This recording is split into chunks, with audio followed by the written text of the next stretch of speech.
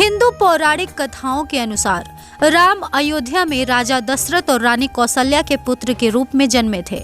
उन्होंने अयोध्या में अपना बचपन बिताया। इसके बाद गुरु आश्रम में अपने भाइयों के साथ शिक्षा ग्रहण की। फिर अयोध्या जाने से पहले अपने गुरु व अपने भाई के साथ मिथिला गए, जहां सीता के पिता राजा जनक रहते थे।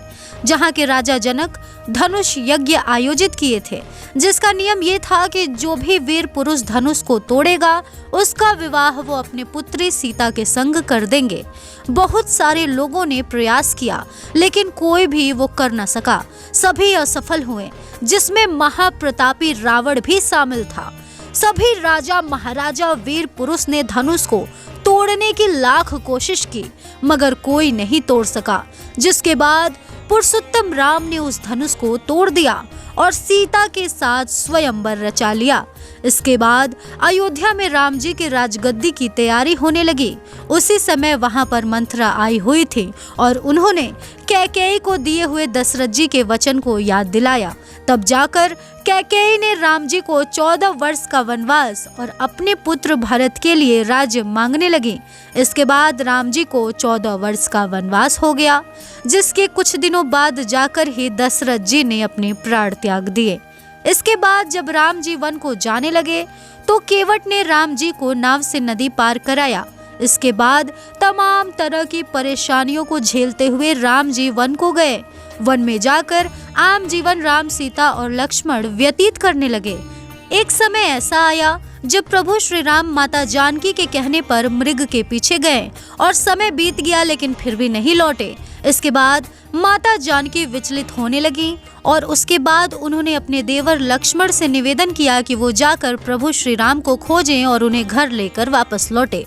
उसके बाद माता जानकी के चिंता में लक्ष्मण ने लक्ष्मण रेखा खींची और कहा कि इसे पार ना करना। उसके बाद वो प्रभु श्री राम के खोज में निकल पड़े। तत्पश्चात लंका के राजा रावण माँ जानकी के कुटिया के पास साधु का वेश लेकर आए और माता जानकी से भिक्षा मांगे।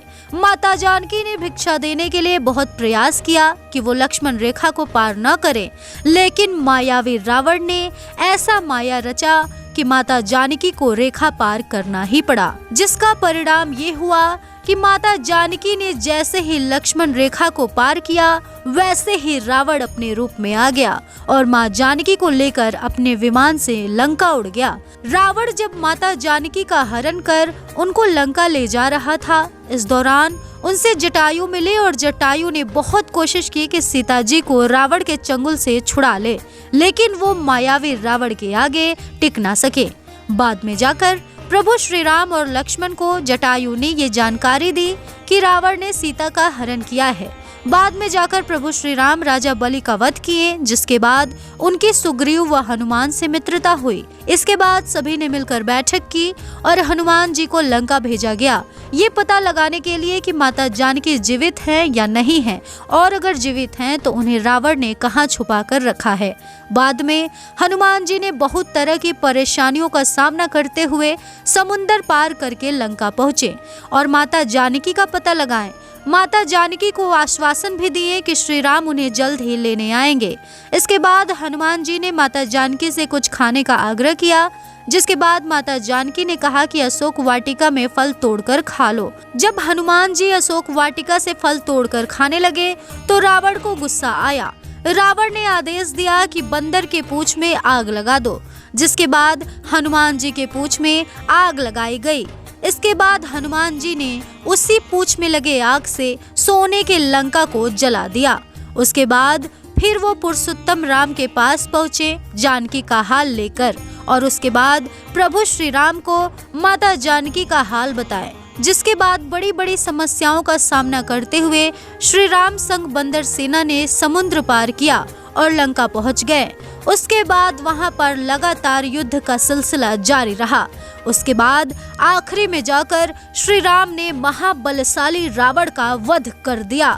जब श्री राम ने रावण का वध किया तो रावण के मुख से आखिरी शब्द निकला, जय श्री राम। उसके बाद श्री राम ने रावण के भाई को लंका राज्य सौंप दिया और उसके बाद रावण के चंगुल से माता जानकी को मुक्त कराकर रावण का वध कर प्रभु श्री राम माता जानकी के साथ अयोध्या पधारे। 14 वर्ष का वनवास पूर्ण करने के बाद अयोध्या के राजा राम जब अयोध्या आए तो नगर वासियों ने उनके आने की खुशी में दीपोत्सव आयोजित किया और 14 वर्षों के बाद अयोध्या को उनका राजा मिला। अयोध्या में राजा के पद पर विराजित होने के बाद श्री राम ने कई हजार वर्षों तक अयोध्या में न्याय और धर्म से शासन किया। ये था प्रभु श्री राम का इतिहास। आपको ये जानकारी अच्छी लगी हो तो वीडियो को लाइक करें, कमेंट सेक्शन में जय श्री राम जरूर लिखें और इस तरह के तमाम अपडेट्स से जुड़े रहने के लिए हमारे YouTube चैनल करारा न्यूज डे एंड नाइट को फॉलो जरूर करें। जय श्री राम।